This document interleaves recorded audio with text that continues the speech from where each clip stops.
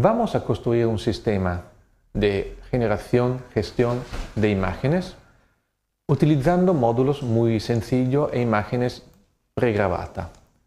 Voy a abrir dos módulos players y luego un módulo blending. En el primer player voy a cargar un vídeo que utilizaré como un fondo. En el segundo player voy a cargar otro tipo de vídeo que utilizo como sujeto, ¿no? Como imagen principal.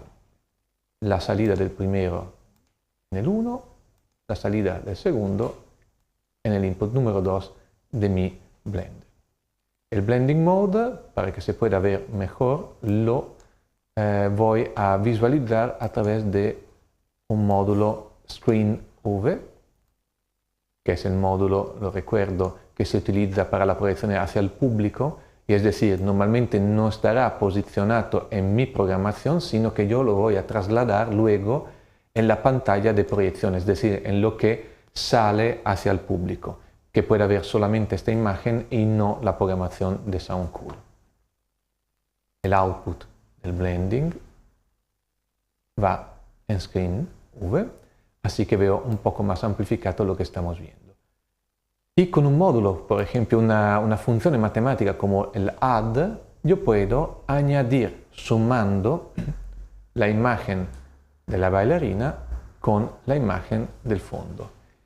Pero también puedo utilizar otro tipo de mezcla, bastante psicodélica en general, porque el resultado depende del tipo de relación matemática que voy aplicando a los parámetros principales del vídeo, que al fin y al cabo son siempre luminosidad del vídeo, la luminanza, o el croma, es decir, la parte de color que presenta la imagen. Ahora, este tipo de mezcla, a diferencia de la clásica del audio, que suma simplemente, permite ya un resultado interesante. Y esto nos facilita una cosa que hay que recordar siempre, que el vídeo es un material más pesado para un ordenador. Así que solemos tener más problemas añadiendo muchos reproductores de vídeos con respecto a un número parecido de reproductores en el campo de audio. Porque necesitamos, a medida que añadimos vídeo, un ordenador más potente. Para permitirnos trabajar con un ordenador portátil de tipo normal, decimos lo que podemos probablemente encontrar en casa de cualquier persona, tenemos que considerar la necesidad de obtener un resultado interesante con poco material. Y entonces, ahora yo quiero hacer una extensión de esto con otro